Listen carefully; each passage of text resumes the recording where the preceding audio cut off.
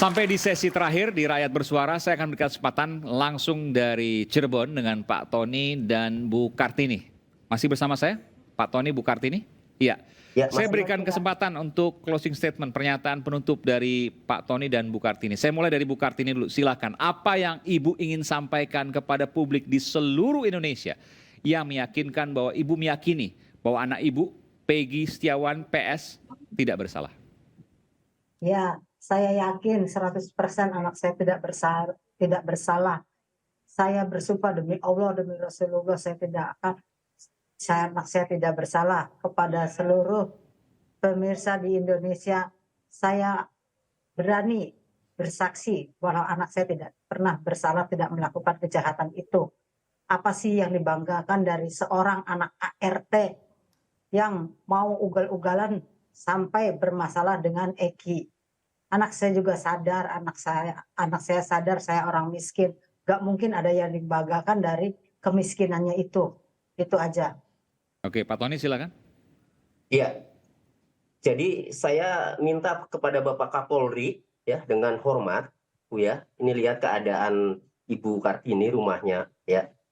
Orang miskin, ini nggak mungkin terjadi kalau yang ditangkap itu adalah orang kaya ya. Saya minta kepada Bapak Kapolri supaya publik yakin, seluruh Indonesia yakin, masyarakat, tolong dengan inisiatif tanpa harus dimohon oleh penasihat hukum Peggy Setiawan, tolong dilakukan gelar perkara khusus di Karawasidik Bareskrim Polri. Di situ pasti akan jelas alat bukti apa yang mengakibatkan atau yang menyatakan bahwa Peggy Setiawan terlibat, bukan Peggy alias Peron ya, Peggy Setiawan terlibat. Biar terang, biar publik tahu alat buktinya apa, biar tidak ada statement atau penghakiman dari publik bahwa ini adalah salah tangkap. Itu saja kepada Bapak Kapolri. Mohon Bapak Kapolri lakukan gelar perkara khusus, libatkan kami, libatkan keluarga, libatkan pengacaranya. Kalau memang benar Peggy Setiawan terlibat, maka kami ikhlas, Bu ya. Silakan dihukum seberat-beratnya, seadil-adilnya. Ya, tidak apa-apa. Tetapi kalau memang tidak bersalah, Polri jangan malu untuk menghentikan perkara ini. Masyarakat pasti akan cinta karena gentleman-nya Polri. Terima kasih. Bebaskan anak saya. Dalam peradilan common law, ya, yang memakai model peradilan adversarial. Tadi kan dikatakan bahwa ayo buka dong, gitu ya, buka dong polisi. Itu kalau kita sering nonton film-film barat ya, di mana di pengadilan itu antara PH dan JPU itu saling membuka. Nah, kita kan nggak begitu. Nah, maka pada dalam peradilan seperti itu 2% diperkirakan adalah berakhir dengan kesalahan menghukum. 2% berarti 2 dari 100. Itu umumnya terjadi karena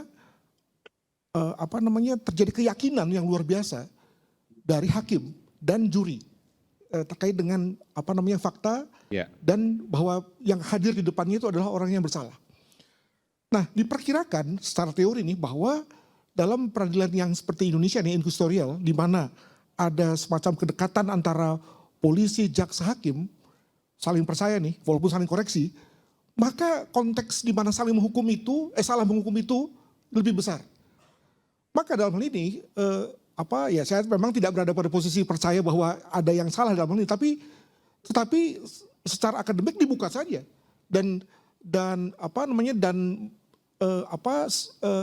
tadi kalau dikatakan bahwa perlu ada gelar perkara khusus ya monggo saja. Nah, dengan dua situasi. Pertama, apa status hukumnya? Jadi kalau tadi kita bicara mengenai PK, maka PK mesti mencari novum. Nah, apakah salah menghukum itu harus ada konteks novum? Nah, ini saya kira ada satu semacam kekosongan dalam konteks hukum acara. Karena kita bicara mengenai bahwa ada fakta yang sama, cuma tadi ada orang yang tidak percaya, ada yang percaya. Nah, apakah itu lalu konteksnya masih bisa didekati dengan novum? Yang kedua adalah kalau kemudian lalu hasilnya adalah tadi kembali ya, bahwa setelah ada inquiry lalu kemudian ini nggak dipercaya nih, bahwa memang pelakunya adalah si pelaku begitu ya. Nah, itu lalu kita juga mesti ada semacam sikap legowo nih untuk kemudian menerima hasilnya. Demikian. Oke, baik. Ibu, silakan Bu. Saya mau tanya dulu, PK pasti akan dilakukan? PK akan dilakukan. Kapan? Boleh tahu Bu? Sampaikan kepada pemirsa Rakyat Bersuara, ancer-ancernya, ancang-ancangnya. Seminggu ke depan, 2 minggu ke depan? Dengan hadirnya Aep, saya juga bingung. Aep waktu di sidang itu nggak pernah datang, tiba-tiba sekarang ngomong di semua media. Kemudian dengan Kami juga sempat mau ngundang untuk di Rakyat Bersuara, tadinya mau tapi kemudian dibatalkan karena ia merasa takut, khawatir. kemudian dengan sekarang ditangkapnya DPO yang tadinya jumlahnya 3 orang dan tertuang dalam putusan pengadilan di halaman 126, 127, kemudian tiba-tiba dianulir jadi cuma 1. Saya berharap para pengacara Peggy bisa membuktikan, karena kuncinya di situ. Saya siap membuka berkas saya. Membantu maksudnya? Ya, membantu berkas yang saya miliki. Sebetulnya apa sih peranan Peggy yang dituduhkan di dalam dakwaan? Oke. Karena kalau misalnya kita periksa, Mas Farhan, nanti kita lihat bareng-bareng. Peggy itu perannya apa di dakwaan Saka dan di dakwaan orang dewasa itu. Kita lihat, Mas. Oke. Jadi Ibu belum jawab pertanyaan saya. PK itu kapan dilakukan? Kalau prediksi saya pada saat atau nanti setelah sidang. Peggy itu Ya. berlangsung. Ya. PK itu akan dilakukan. Ya. Karena tentu saja berpengaruh. Sidang Peggy itu akan berpengaruh sangat besar terhadap yang masih ada di dalam yang Baik. divonis. Tapi yang jelas seumur hidup. akan diajukan peninjauan kembali itu ke Mahkamah Agung. Ya. Baik, kepada klien Ibu ya. Baik. Silahkan. Abang dulu. Ya, saya minta kepada Pak Kapolri ya, khusus DPO ini dipertegas lagi, jangan sampai pelaku bomnya kita bisa dapat, masa perkara itu 7 tahun tidak bisa didapat itu. Karena memang masalah DPO ini kadangkala, menurut saya kadangkala saya bersuuzon juga, jangan-jangan DPO tapi untuk menyelamatkan juga karena susah. Kita aja yang melaporkan aja susah ditangkap. Padahal kalau kasih kita aja surat DPO-nya aja kita pasti bisa tangkap, itu satu. Kedua, saya minta juga Pak Kapolri untuk dengan tegas membela anak buahnya, jangan sampai difitnah-fitnah oleh pengacara, oleh siapa aja. Karena Maksudnya mantan Kapolres yang dulu? ya termasuk mantan Kapolres dulu, mantan penyidik dibela juga gitu. Karena contohnya ternyata yang sidik kan Polda Jabar bukan Polres, itu satu. Kasihan orang nanti namanya gitu. Kemudian kepada publik figur juga jangan kayak jadi kubusar, jelas-jelas dalam acara podcastnya. Padahal dia udah letnan kolonel, masih nanya ke Pak Susno, bilang bagaimana Pak tanggapannya dengan adanya keterlibatan anak perwira tinggi, itu kan kayak main-main gitu. Itu kan membuat opini yang sehingga, loh apa-apaan. Tapi kan bertanya nggak apa-apa dong.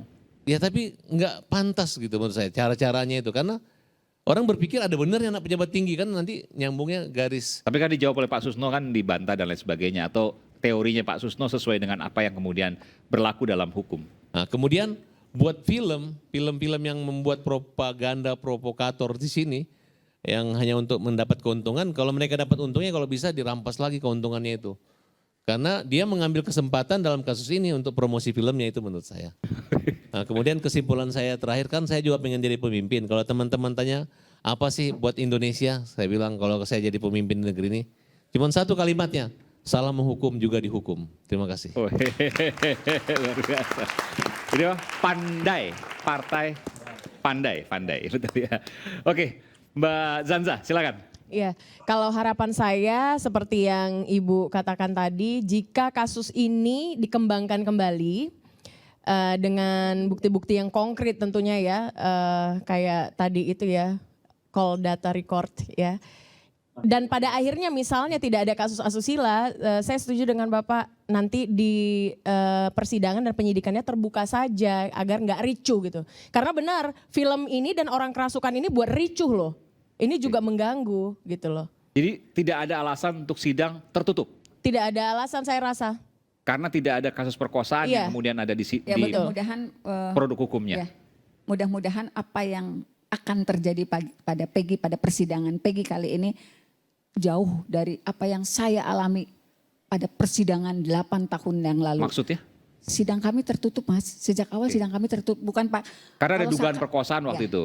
Ya, tetapi kan pada kenyataannya produk itu tidak dicantumkan di dalam. Jadi sidang kami tertutup, Mas. kalau sidang anak tertutup wajar, tapi sidang dewasa tertutup itu Tapi kan ada anak Bu, kan klien Ibu anak waktu itu. maksudnya? Klien Ibu kan masih berusia anak waktu Iya, itu kan. sidang anak tertutup, betul. Sidang anak tertutup. Tapi sidang orang dewasanya juga tertutup. Oh ini dua Dua sidang yang terpisah ya? Kalau anak kan harus Oke. tepat, harus ya dalam undang-undang kan anak tidak boleh tidak disatukan dengan sidang dewasa. Kemudian juga sidangnya jauh lebih dahulu daripada sidang orang dewasa. Dua-duanya tertutup waktu itu. Ya, Dengan dua-duanya alasan tertutup. karena ada dugaan perkosaan Ya. gitu. Baik. Silakan Mbak, lanjut lagi. Iya, saya rasa Bu, tadi sudah dikatakan kalau misalnya nanti tidak ada kasus asusila, berarti kan diizinkan untuk persidangan dan penyidikan ulang itu dibuka kembali dengan data-data dan bukti yang konkret begitu. Nah, kalaupun enggak, misalnya ada tetap ya kayak kasusnya Bapak Sambo kan tetap bisa tuh yang khusus asusilanya saja yang ditutup, tapi yang lain Oke, dibuka begitu. betul. Saya rasa begitu. Agar Cukup. semuanya terbuka, Iya. tuntas dan Iya. benar apa yang kemudian diputuskan dan kemudian juga memenuhi rasa haus masyarakat akan keadilan. Betul, karena sudah terlanjur melibatkan masyarakat karena film tersebut. Baik. Last but not least, Ibu Yosefa Sriswari, Brigjen Polisi Purnawirawan. Sebagai mantan polisi, saya harus mempertegas, saya mensyukuri keadaan seperti ini. Kenapa? Profesi tempat saya hidup hampir 40 tahun kurang 3 bulan, bisa akan lebih maju. Rakyat Indonesia makin cerdas dihukum, karena kalau rakyatnya cerdas, maka aparat hukumnya nggak berani macam-macam. Itu satu. Yang kedua, saya meyakini lembaga-lembaga pengawas pada institusi hukum juga akan memasang radar. Baik KY, untuk Komnas HAM, Kompolnas, Komisi Kejaksaan juga. Komisi Kejaksaan akan melihat hal ini. Yang ketiga, saya yakin Bapak Kapolri tidak akan bisa tidur nyenyak melihat kasus ini. Karena ini bagian dari legasi beliau. Artinya apa? Saya sangat meyakini karena bagaimana bisa tidur nyenyak ketika institusi dikuyo-kuyo seperti ini. Tapi kalau saya kuyo-kuyo ini kuyo-kuyo baik. Untuk membuktikan apakah polisi Indonesia di tahun 2024 ini benar-benar profesional. Maka apa yang diharapkan oleh penasihat hukum dari keluarga Peggy, turunnya pengawas, turunnya Bareskrim, turunnya Itwasum, turunnya Kabid Propam, itu bisa menjadi terbukti. Maka kami pun yang sudah berada di luar organisasi kepolisian tetap bangga. Jangankan rakyatnya. Terima kasih. Oke. Baik pemirsa, sewindu lamanya tragedi kematian Vina dan Eki terselimuti misteri. Keluarga korban berdiri tegak demi kata keadilan. Dan publik menanti akhir cerita yang terang dan gamblang serta menuju pada nilai-nilai keadilan. Saya Aiman Wicaksono, sampai jumpa di Rakyat Bersuara berikutnya. Salam.